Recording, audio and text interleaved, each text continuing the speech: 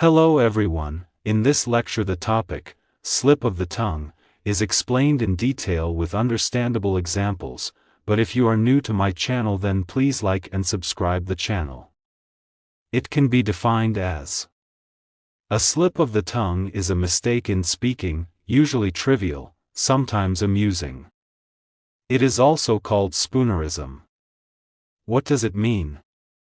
Simply, it means that it is nothing but it refers to a mistake in speaking. Basically, when we speak we sometimes unintentionally do addition, deletion, blending or substitution of material within an utterance, and they can be phonological, morphological, lexical or syntactic. In simple words you can say that sometimes we add words, or delete words or blend words, so this mistake is simply called slip of the tongue. And it is also called Spoonerism because there was an Anglican clergyman at Oxford University, whose name was William Spooner. And he was renowned for his tongue slips. So, because of him this phenomenon is called Spoonerism.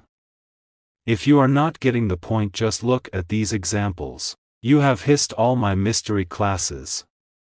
Look at this example. This is the example of slip of the tongue because some of the letters and sounds are omitted or replaced.